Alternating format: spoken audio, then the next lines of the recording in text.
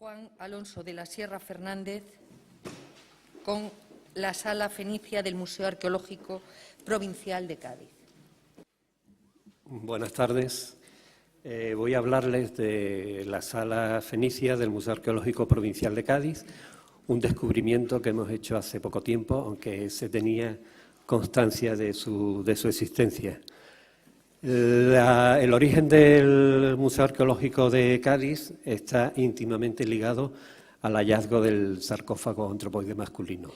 De hecho, el 30 de mayo de 1887 tiene lugar el hallazgo del sarcófago y, pasados unos meses, a final de año, se crea el Museo Arqueológico de Cádiz. No es que fuera una iniciativa nueva, era algo que se llevaba intentando realizar hacía mucho tiempo, pero por diversos motivos, entre ellos los económicos, pues no había sido una realidad hasta ese momento. La primera sede del Museo de Cádiz, que ocupó hasta 1904, está curiosamente muy relacionada con la actual del museo. El museo en 1970 se fusiona y da lugar a lo que es el actual Museo de Cádiz, pero en la planta baja, lo que es la parte izquierda que ustedes están observando, es la actual sección. Toda esta zona es la actual sección de arqueología del Museo de Cádiz y en la parte derecha se encuentra una zona que ha estado ocupada durante mucho tiempo, hasta el final del curso 2011-2012, por la Escuela de Arte. La Escuela de Arte se trasladó a otro edificio y dejó este espacio libre para lo que posiblemente en un futuro será ampliación del museo. Pero antes de estar ocupado por la Escuela de Arte, esta zona de la derecha es, digamos, la sede original del museo. Y la zona que está, el espacio que está marcado por un asterisco, es la Sala Fenicia. La Sala Fenicia, que es un espacio rectangular de pequeñas proporciones, unos 7 metros por 5 aproximadamente. Aquí lo tienen en detalle. Inicialmente solamente era este espacio el museo, ven que muy reducido, pero ya 2 años después se amplió a una serie de salones y el pequeño jardín o patio contiguo también se integró en el espacio museístico. Inicialmente el sarcófago ocupó uno de esos salones, que era una grande sala abovedada, junto a otros objetos de diversa índole. Ahí lo ven ustedes con escudos de los siglos XVII y XVIII, esculturas también de la Edad Moderna, algún ara romana, en fin, sin ningún tipo de orden ni criterio aparente. Posiblemente fueran las dimensiones y el peso de las piezas las que en este caso mandarían. Pero es casi seguro que desde el inicio de la andadura del museo se plantearan la creación de un espacio o de destinar un espacio específico al sarcófago antropoide, dado la excepcionalidad de la pieza. El hallazgo del sarcófago fue un acontecimiento que traspasó las fronteras locales, incluso podría decir que nacionales. Indudablemente fue una pieza muy valorada por la arqueología de la época.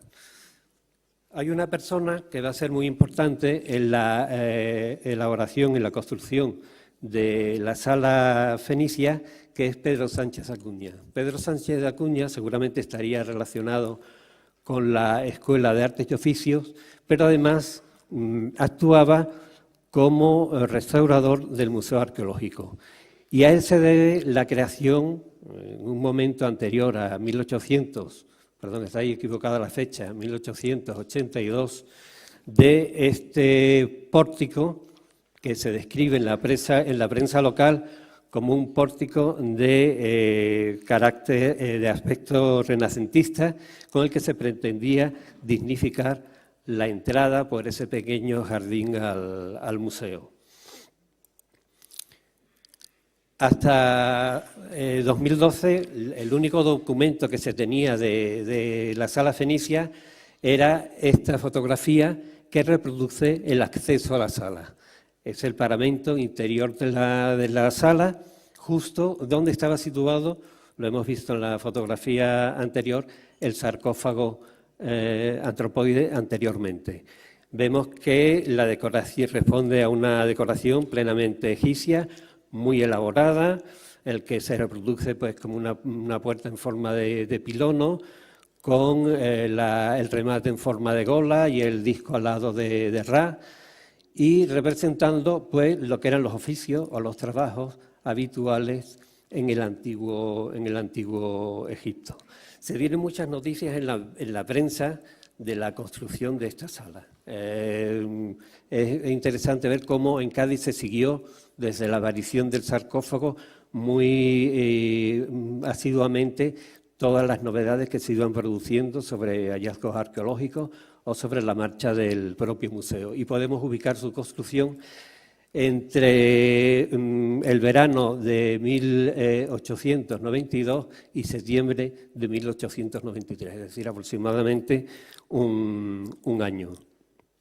El aspecto actual de la sala es este que ven, realmente después de tantos años de ser utilizado como un espacio residual en la Escuela de Arte.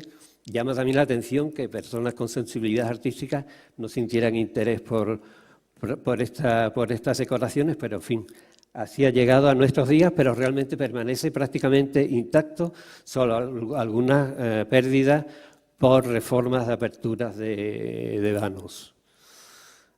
Con luz rasante podemos apreciar que está compuesto por una zona que es un zócalo que imita granito y que tiene una altura de unos 90 metros, es decir, bastante alto, en un intento de aislar lo que es la pieza del sarcófago como algo singular de todo el repertorio decorativo. El aspecto imitando granito era prácticamente casi negro y tenemos que pensar cómo ahí destacaría únicamente el mármol blanco del sarcófago. Sobre él un zócalo de roseta y después unos espacios en los que se mezclan elementos de carácter egipcio con otros de carácter local púnico, que esto es quizás lo más interesante porque le da un aspecto singular. Ven que ahí está Hércules, el señor de Cádiz, el fundador de la ciudad, que a pesar de su representación greco-romana, pues trata de imitar ese frente y perfil característico del arte egipcio, rodeado de Osiris y Isis como figuras representativas del tránsito de la muerte a la vida eterna. Aquí tienen un detalle, se mezclan los relieves con inscripciones jeroglíficas de diverso tipo. Hércules, como digo, es muy importante en la simbología de la ciudad. Aquí tenemos detalles de los relieves de la decoración y también en algunas zonas que se han perdido las capas de cal se puede observar la cuidada policromía y el acabado que tenía originalmente todos estos espacios decorativos. Ven las estelas púnicas, todo ya sacado, lógicamente, del repertorio de publicaciones, dado el avance y el interés que hubo en el siglo XIX por la egiptología y también el avance que experimentó el estudio de la arqueología púnica, sobre todo centrada en Cartago. De hecho, el propio autor reconoce en un artículo que escribió para el Diario de Cádiz que las estelas púnicas las había sacado del CIS, que había sido donado por el cónsul francés, otra persona que debió tener también bastante influencia en la elección de este repertorio, que no es un repertorio meramente decorativo, sino que trata de narrar, por un lado, la antigüedad de la ciudad, en un momento además de decadencia económica que interesaba volver la cara al pasado y ver sus grandezas comerciales, y por otro lado, pues la relación de esa pieza excepcional del sarcófago antropoide con las grandes culturas del Mediterráneo oriental, en concreto con Egipto. Voy a pasar, si les parece, para que vean, no hay tiempo, pero para que vean.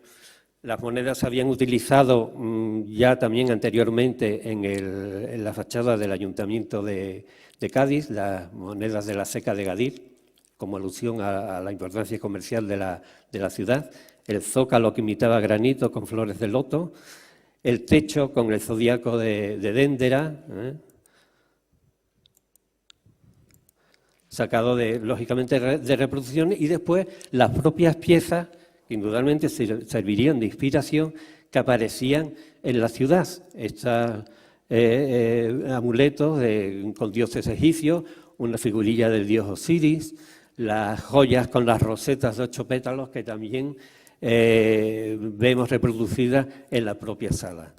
Y, por último, hace referencia a cómo en la museología europea, indudablemente, estas recreaciones ambientales tuvieron gran desarrollo y gran importancia.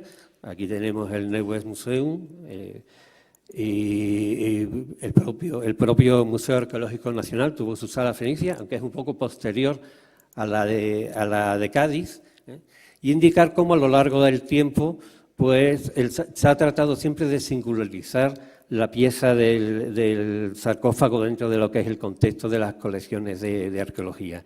En este caso tienen la cámara del sarcófago diseñada por Javier de Navascués en 1965, una intervención muy discutida porque reproducía como una especie de pirámide. Y la actual, realizada por Javier Feduche en 1990, que se sigue manteniendo con algunas adaptaciones lógicas para introducir nuevas piezas. Gracias.